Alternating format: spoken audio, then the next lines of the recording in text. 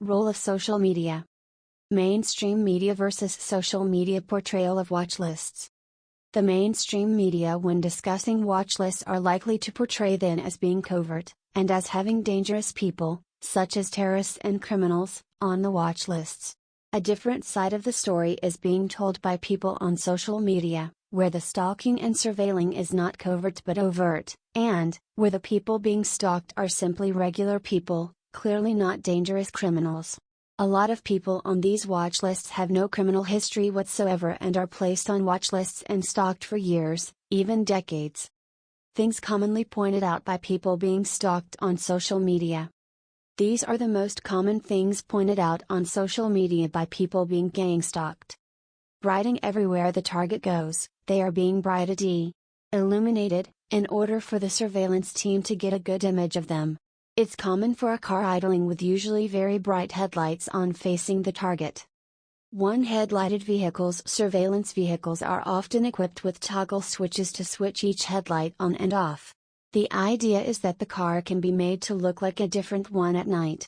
However, this backfires as the target notices a much higher frequency of these one-headlighters along their journey.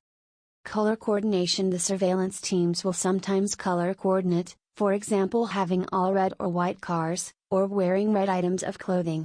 Hand signals. Hand signals are used for communication in many industries, from police and military to sports referees. Surveillance teams will use very subtle hand signals to communicate with each other, such as to indicate the position of the target. These hand signals may only be visible when recording the members of the surveillance team with a camera with optical zoom. The same types of vehicles around them, for example delivery vehicles or taxis from the same company, motorbikes with L plates etc. Someone always being near them despite lots of other places an individual could be in the area. Synchronization with the target. The target can look outside their house and see no one about. As soon as they leave their house, 3 or 4 cars will appear, within 30 seconds to a minute, near the target. The target can be in a park and see no traffic flow around it. As soon as the target ventures onto the road they will experience numerous cars synchronizing with them, driving at the same time near time. They will experience cars turning onto the same road the target is on, even when there may be over a dozen other parallel streets available. This becomes highly predictable. The people around them not being local, they will have license plates from another part of the country, and if the target tries to speak to them they will not have a local accent. Trails of vehicles which sprawl off to different exit points to cover potential exits of the target.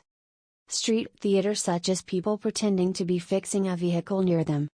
Same time entry/exit, i.e. members of the surveillance team arriving at a particular location at the same time as the target, then leaving very shortly after the target leaves that location.